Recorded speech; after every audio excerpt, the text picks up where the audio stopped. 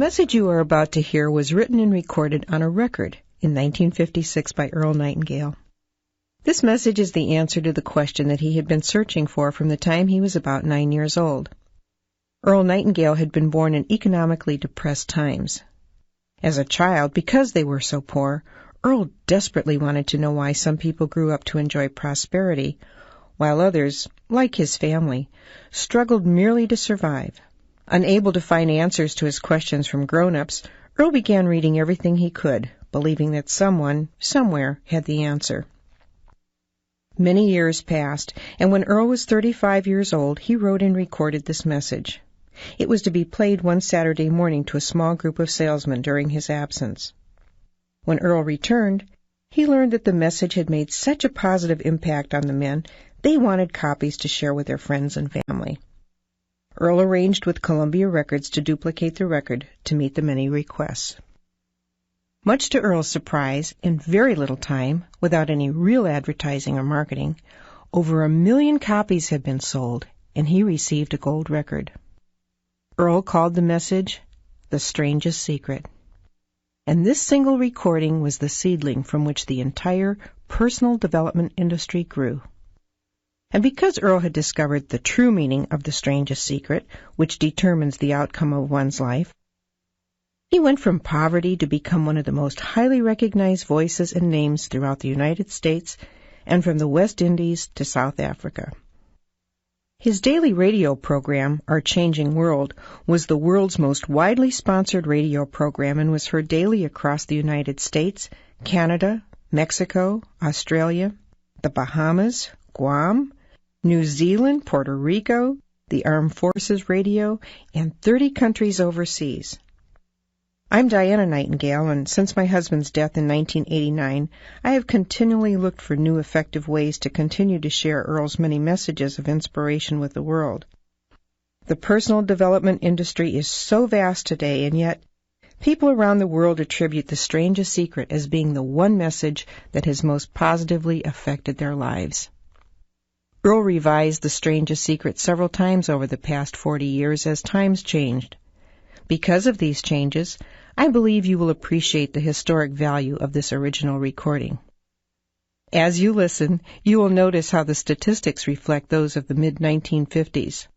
You'll also hear Earl mention the other side of the record. But 40 years later, the message is as true and valuable as it was then. Now I invite you to sit back, relax, and enjoy the original, The Strangest Secret, by Earl Nightingale.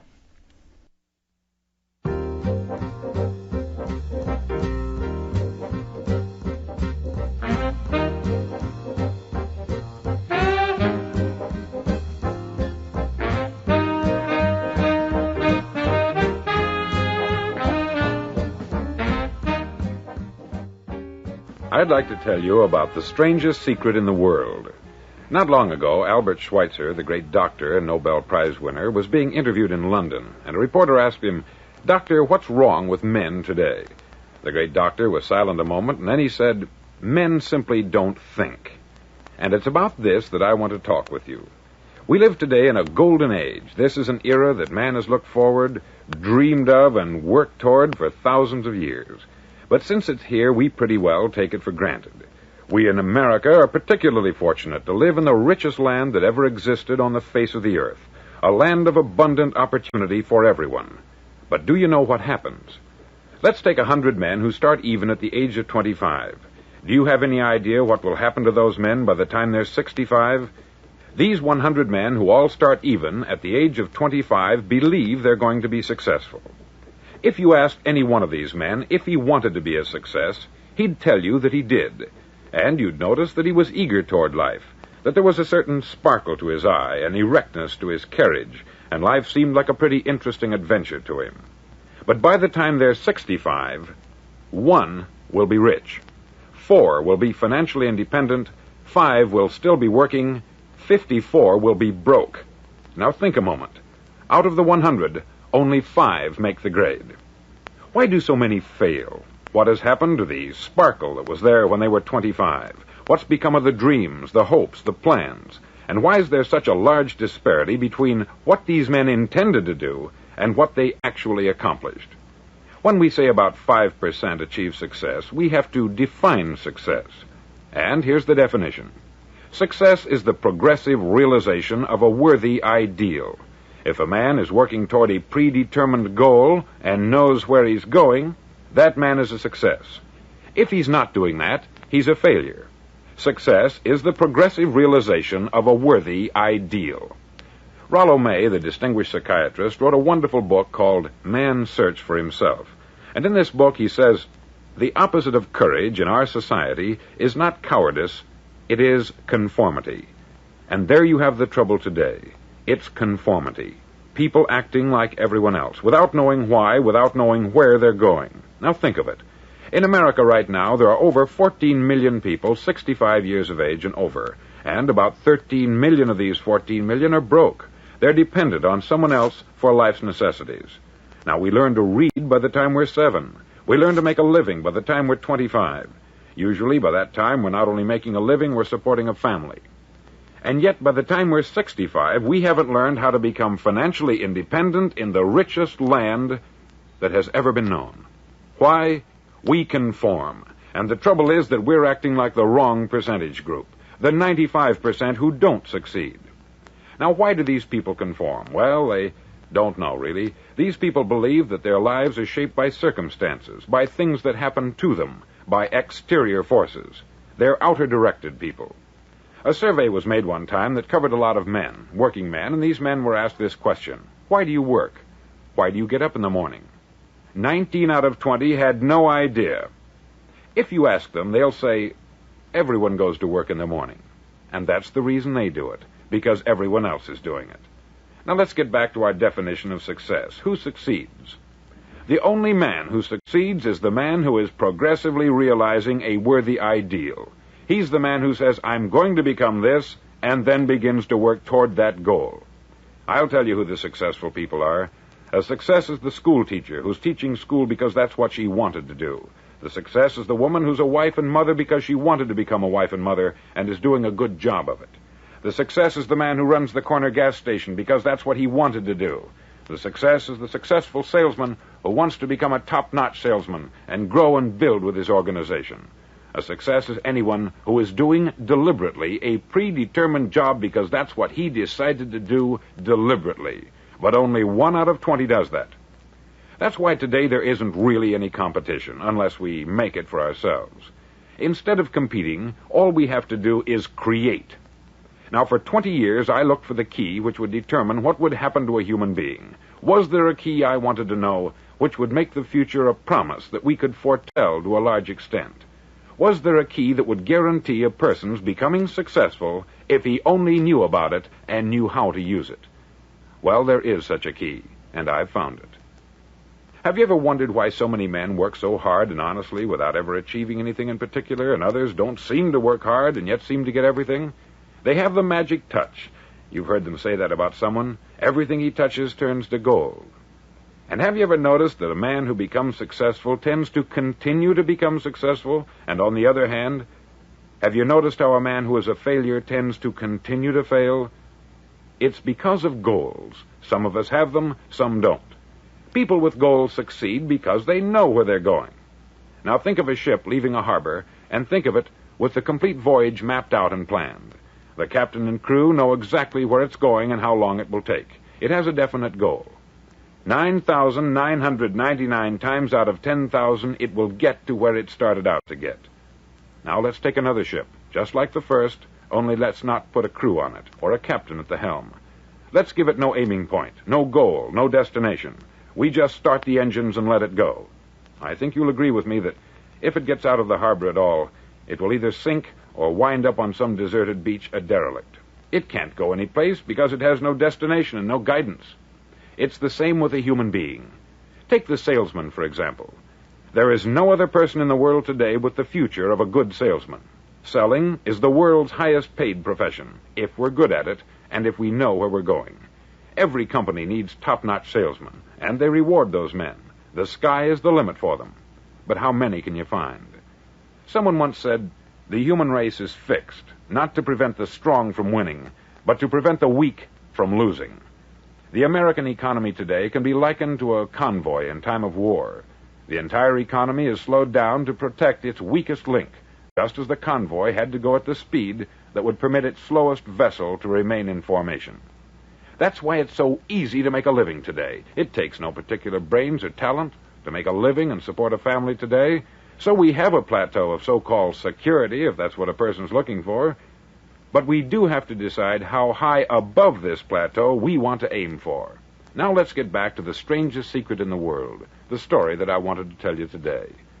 Why do men with goals succeed in life and men without them fail?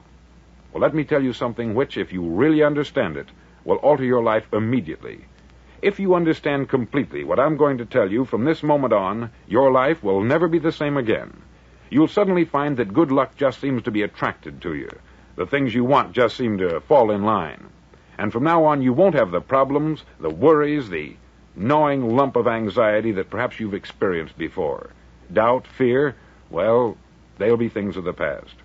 Here's the key to success, and the key to failure. We become what we think about. Now let me say that again. We become what we think about. Throughout all history, the great wise men and teachers, philosophers and prophets have disagreed with one another on many different things. It is only on this one point that they are in complete and unanimous agreement. Listen to what Marcus Aurelius, the great Roman emperor, said. He said, "A man's life is what his thoughts make of it." Disraeli said this, "Everything comes if a man will only wait. I have brought myself by long meditation to the conviction that a human being with a settled purpose must accomplish it, and that nothing can resist a will that will stake even existence for its fulfillment." Ralph Waldo Emerson said this, "A man is what he thinks about all day long." William James said, "The greatest discovery of my generation is that human beings can alter their lives by altering their attitudes of mind." And he also said, "We need only in cold blood act as if the thing in question were real, and it will become infallibly real by growing into such a connection with our life that it will become real. It will become so knit with habit and emotion that our interest in it will be those which characterize belief." He also said this, "If you only care enough for a result, you will almost certainly attain it. If you wish to be rich, you will be rich. If you wish to be learned, you will be learned. If you wish to be good, you will be good. Only you must then really wish these things, and wish them exclusively, and not wish at the same time 100 other incompatible things just as strongly." In the Bible you read, in Mark 9:23, "If thou canst believe, all things are possible to him that believeth." Dr. Norman Vincent Peale said this, "This is one of the greatest laws in the universe. Fervently do I wish I had discovered it as a very young man. It dawned upon me much later in life, and I've found it to be one of the greatest, if not my greatest discovery, outside of my relationship to God. And the great law, briefly and simply stated, is that if you think in negative terms, you'll get negative results. If you think in positive terms, you will achieve positive results. That is the simple fact which is at the basis of an astonishing law of prosperity and success. In 3 words, believe and succeed." William Shakespeare put it this way, "Our doubts are traitors, and make us lose the good we oft might win by fearing to attempt." George Bernard Shaw said, "People are always blaming their circumstances for what they are. I don't believe in circumstances. The people who get on in this world are the people who get up and look for the circumstances they want, and if they can't find them, make them." Well, it's pretty apparent, isn't it? And every person who discovered this for a while believed that he was the first one to work it out. We become what we think about. Now, it stands to reason that a person who's thinking about a concrete and worthwhile goal is going to reach it, because that's what he's thinking about. And we become what we think about. Conversely, the man who has no goal, who doesn't know where he's going, and whose thoughts must therefore be thoughts of confusion and anxiety and fear and worry, becomes what he thinks about. His life becomes one of frustration, fear, anxiety, and worry. And if he thinks about nothing, he becomes nothing. Now, how does it work? Why do we become what we think about? Well, I'll tell you how it works as far as we know. Now, to do this, I want to tell you about a situation that parallels the human mind. Suppose a farmer has some land, and it's good, fertile land. Now, the land gives the farmer a choice. He may plant in that land whatever he chooses. The land doesn't care. It's up to the farmer to make the decision. Now, remember, we're comparing the human mind with the land, because the mind, like the land, doesn't care what you plant in it. It will return what you plant, but it doesn't care what you plant. Now, let's say that the farmer has 2 seeds in his hand. One is a seed of corn, the other is nightshade, a deadly poison. He digs 2 little holes in the earth, and he plants both seeds, one corn, the other nightshade. He covers up the holes, waters, and takes care of the land, and what will happen? Invariably, the land will return what is planted. As it's written in the Bible, as ye sow, so shall ye reap. Remember, the land doesn't care. It will return poison in just as wonderful abundance as it will corn. So up come the 2 plants, one corn, one poison. Now, the human mind is far more fertile, far more incredible and mysterious than the land, but it works the same way. It doesn't care what we plant. Success, failure.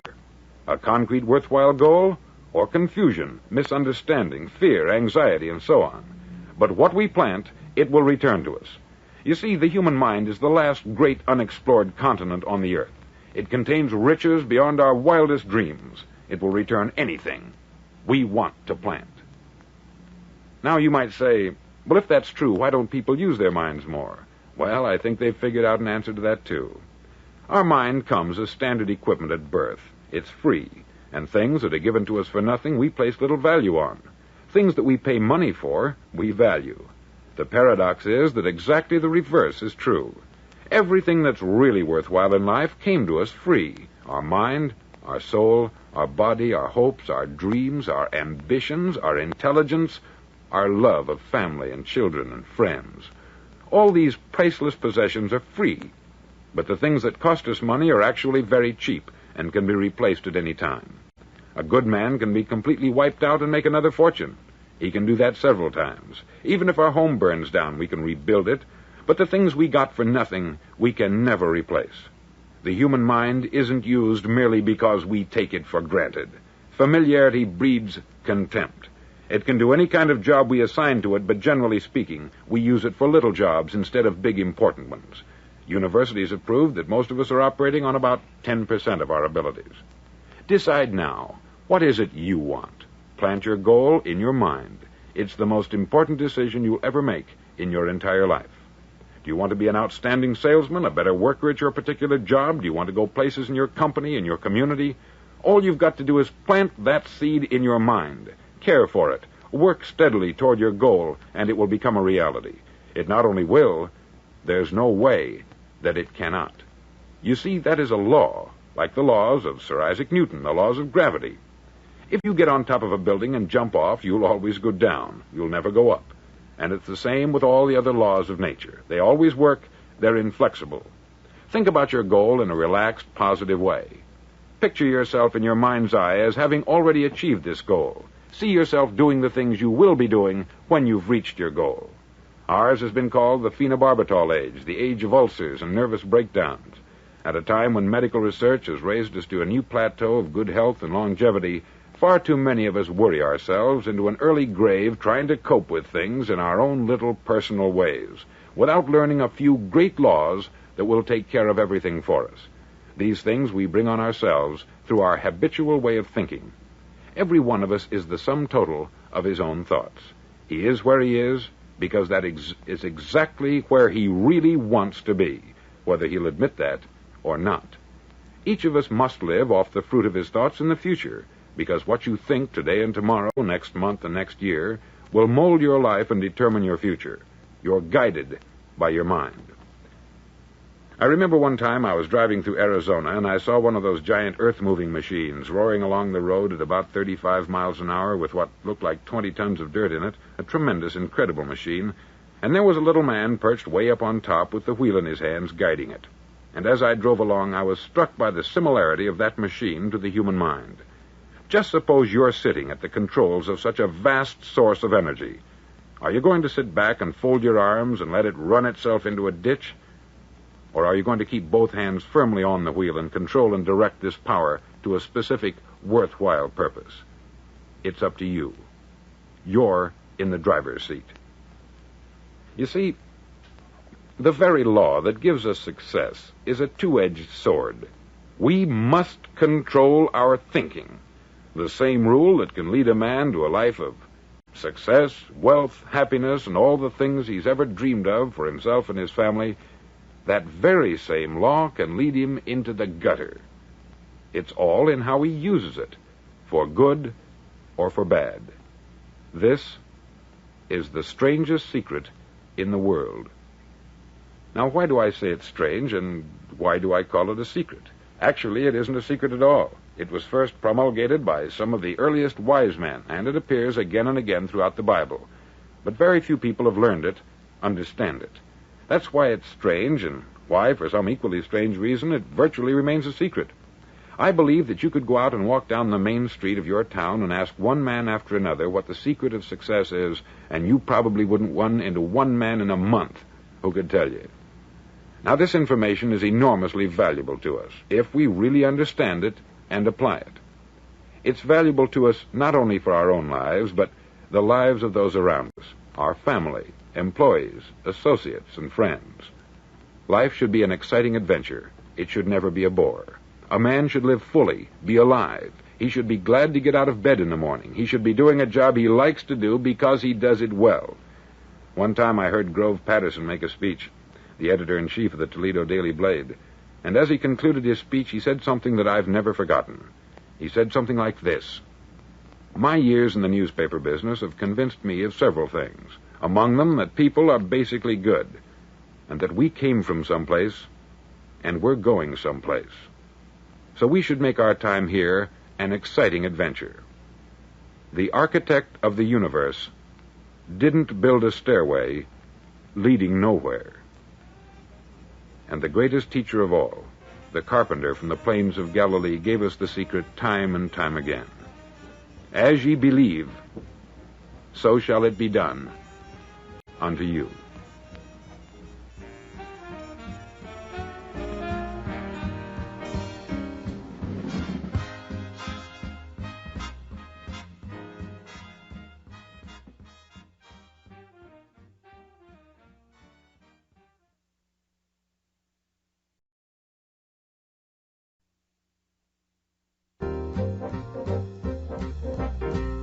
On side number 1 of this record, I've explained the strangest secret in the world and how it works. Now, on this side, I want to explain how you can prove to yourself the enormous returns possible in your own life by putting this secret to a practical test. I want you to make a test that will last 30 days. Now, it isn't going to be easy. If you'll give it a good try, it will completely change your life for the better. Back in the 17th century, Sir Isaac Newton, the English mathematician and natural philosopher, gave us some natural laws of physics which apply as much to human beings as they do to the movement of bodies in the universe. Now, one of these laws is that for every action, there is an equal and opposite reaction. Simply stated, as it applies to you and me, it means we can achieve nothing without paying the price. The results of your 30-day experiment will be in direct proportion to the effort you put forth. To be a doctor, you must pay the price of long years of difficult study. To be successful in selling, and remember that each of us succeeds to the extent of his ability to sell, selling our families on our ideas, selling education in schools, selling our children on the advantages of living the good and honest life, selling our associates and employees on the importance of being exceptional people, to, of course, the profession of selling itself. But to be successful in selling our way to the good life, we must be willing to pay the price. Now, what is that price?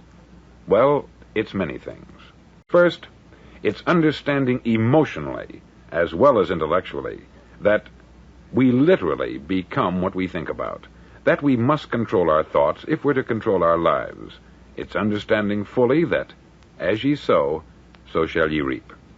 Secondly, it's cutting away all the fetters from the mind and permitting it to soar as it was divinely designed to do. It's the realization that your limitations are self-imposed and that the opportunities for you today are enormous beyond belief.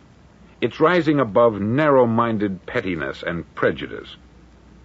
Thirdly, to use all your courage to force yourself to think positively on your own problem, to set a definite and clearly defined goal for yourself, to let your marvelous mind think about your goal from all possible angles, to let your imagination speculate freely upon many different possible solutions, to refuse to believe there are any circumstances sufficiently strong to defeat you in the accomplishment of your purpose, to act promptly and decisively when your course is clear, and to keep constantly aware of the fact that you are, at this moment, standing in the middle of your own acre of diamonds, as Russell Conwell used to point out.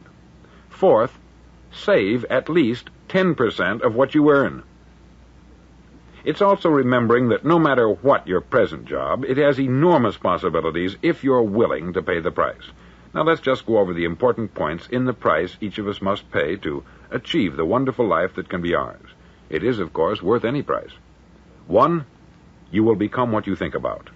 2, remember the word imagination. Let your mind soar. 3, courage. Concentrate on your goal every day. 4, save 10% of what you earn. And action. Ideas are worthless unless we act on them. Now I'll try to outline the 30-day test I want you to make. Now keep in mind that you have nothing to lose by making this test, and everything you could possibly want to gain. There are 2 things that may be said of everyone. Each of us wants something, and each of us is afraid of something. I want you to write on a card what it is you want more than anything else. It may be more money. Perhaps you'd like to double your income or make a specific amount of money. It may be a beautiful home. It may be success at your job. It may be a particular position in life. It could be a more harmonious family. Each of us wants something. Write down on your card specifically what it is that you want. Make sure it's a single goal and clearly defined. You needn't show it to anyone, but carry it with you so that you can look at it several times a day. Think about it in a cheerful, relaxed, positive way each morning when you get up, and immediately you have something to work for, something to get out of bed for, something to live for. Look at it every chance you get during the day and just before going to bed at night. As you look at it, remember that you must become what you think about, and since you're thinking about your goal, you realize that soon it will be yours. In fact, it's yours really the moment you write it down and begin to think about it. Look at the abundance all around you as you go about your daily business. You have as much right to this abundance as any other living creature. It's yours for the asking. Now we come to the difficult part. Difficult because it means the formation of what is probably a brand new habit. And new habits are not easily formed. Once formed, however, it'll follow you for the rest of your life. Stop thinking about what it is you fear. Each time a fearful or negative thought comes into your consciousness, replace it with a mental picture of your positive and worthwhile goal. There will come times when you will feel like giving up. It's easier for a human being to think negatively than positively. That's why only 5% is successful. You must begin now to place yourself in that group. For 30 days, you must take control of your mind. It will think only about what you permit it to think. Each day for this 30-day test, do more than you have to do. In addition to maintaining a cheerful, positive outlook, give of yourself more than you've ever done before. Do this knowing that your returns in life must be in direct proportion to what you give. The moment you decide on a goal to work toward, you're immediately a successful person. You're then in that rare and successful category of people who know where they're going. Out of every 100 people, you belong to the top 5. Don't concern yourself too much with how you're going to achieve your goal. Leave that completely to a power greater than yourself. All you have to do is know where you're going. The answers will come to you of their own accord. Remember these words from the Sermon on the Mount, and remember them well. Keep them constantly before you this month of your test. Ask, and it shall be given you. Seek, and ye shall find. Knock, and it shall be opened unto you. For every one that asketh receiveth, and he that seeketh findeth, and to him that knocketh it shall be opened. It's as marvelous and as simple as that. In fact, it's so simple that in our seemingly complicated world, it's difficult for an adult to understand that all he needs is a purpose and faith. For 30 days, do your best. If you're a salesman, go at it as you've never done before, not in hectic fashion, but with the calm, cheerful assurance that time well spent will give you the abundance in return you deserve and want. If you're a homemaker, devote your 30-day test to complete giving of yourself without thinking about receiving anything in return, and you will be amazed at the difference it makes in your life. No matter what your job, do it as you've never done it before for 30 days. And if you've kept your goal before you every day, you'll wonder and marvel at this new life you've found. Dorothea Brand, outstanding editor and writer, discovered it for herself and tells about it in her fine book, Wake Up and Live. Her entire philosophy is reduced to the words, act as though it were impossible to fail. She made her own test with sincerity and faith, and her entire life was changed to one of overwhelming success. Now you make your test for 30 full days. Don't start your test until you've made up your mind to stick with it. You see, by being persistent, you're demonstrating faith. Persistence is simply another word for faith. If you didn't have faith, you would never persist. If you should fail during your first 30 days, by that I mean suddenly find yourself overwhelmed by negative thoughts, you've got to start over again from that point and go 30 more days. Gradually, your new habit will form until you find yourself one of that wonderful minority to whom virtually nothing is impossible. Don't forget the card. It's vitally important as you begin this new way of living. On one side of the card, write your goal, whatever it may be. On the other side, write the words we've quoted from the Sermon on the Mount. Ask, and it shall be given you. Seek, and ye shall find. Knock, and it shall be opened unto you. In your spare time during your test period, read books that will help you. Inspirational books like the Bible, Dorothea Brand's Wake Up and Live, The Magic of Believing by Claude Bristol, Think and Grow Rich by Napoleon Hill, and other books that instruct and inspire. Nothing great was ever accomplished without inspiration.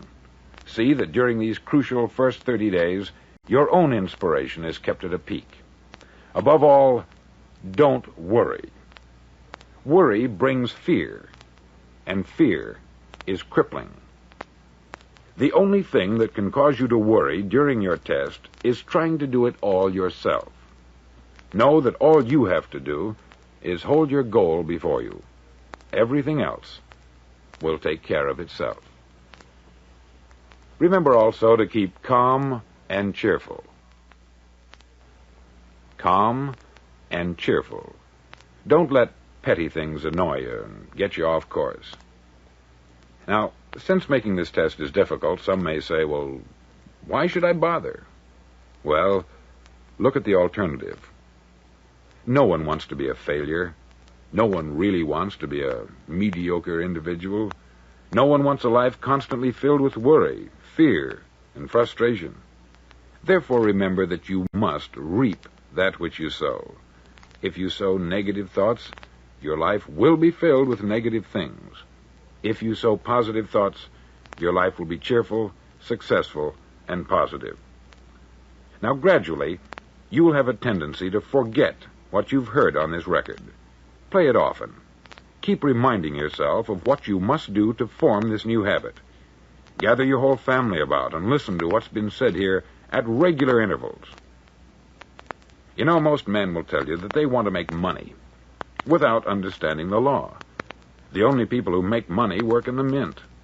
The rest of us must earn money. This is what causes those who keep looking for something for nothing or a free ride to fail in life. The only way to earn money is by providing people with services or products which are needed and useful. We exchange our product or service for the other man's money. Therefore, the law is that our financial return will be in direct proportion to our service. Success is not the result of making money. Making money is the result of success. And success is in direct proportion to our service. Most people have this law backwards. They believe that you're successful if you earn a lot of money. The truth is that you can only earn money after you're successful. It's like the story of the man who sat in front of the stove and said to it, "Give me heat, and then I'll add the wood." How many men and women do you know, or do you suppose there are today, who take the same attitude toward life? There are millions. We've got to put the fuel in before we can expect heat. Likewise, we've got to be of service first before we can expect money. Don't concern yourself with the money. Be of service. Build, work, dream, create. Do this, and you'll find there's no limit to the prosperity and abundance that will come to you. Prosperity is founded upon a law of mutual exchange. Any person who contributes to prosperity must prosper in turn himself. Sometimes the return will not come from those you serve, but it must come to you from someplace, for that is the law. For every action, there is an equal and opposite reaction. As you go daily through your 30-day test period, remember that your success will always be measured by the quality and quantity of service you render, and money is a yardstick for measuring this service. No man can get rich himself unless he enriches others. There are no exceptions to a law. You can drive down any street in America and from your car estimate the service that's being rendered by the people living on that street. Had you ever thought of this yardstick before? It's interesting. Some, like ministers and priests and other devoted people, measure their returns in the realm of the spiritual, but again, their returns are equal to their service. Once this law is fully understood, any thinking person can tell his own fortune. If he wants more, he must be of more service to those from whom he receives his return. If he wants less, he has only to reduce this service. This is the price you must pay for what you want.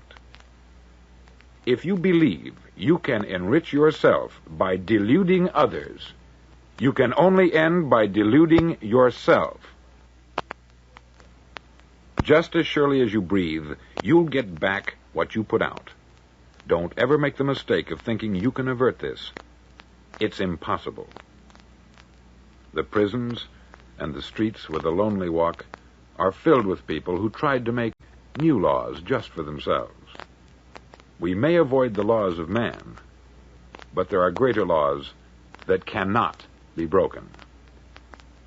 An outstanding medical doctor recently pointed out 6 steps that will help you realize success.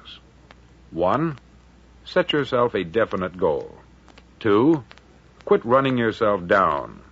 3, stop thinking of all the reasons why you cannot be successful, and instead think of all the reasons why you can.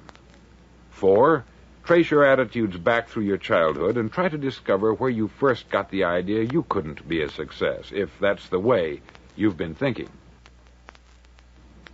5, change the image you have of yourself by writing out a description of the person you would like to be. And 6, act the part of the successful person you have decided to become. The doctor who wrote those words is a noted West Coast psychiatrist, David Harold Fink, M.D. Do what all the experts since the dawn of recorded history have told you you must do. Pay the price by becoming the person you want to become. It's not nearly as difficult as living unsuccessfully. Make your 30-day test. Then repeat it. Then repeat it again. Each time it will become more a part of you until you'll wonder how you could ever have lived any other way. Live this new way, and the floodgates of abundance will open and pour over you more riches than you may have dreamed existed. Money? Yes, lots of it. But what's more important, you'll have peace. You'll be in that wonderful minority who lead calm, cheerful, successful lives. Start today. You have nothing to lose, but you have a life to win.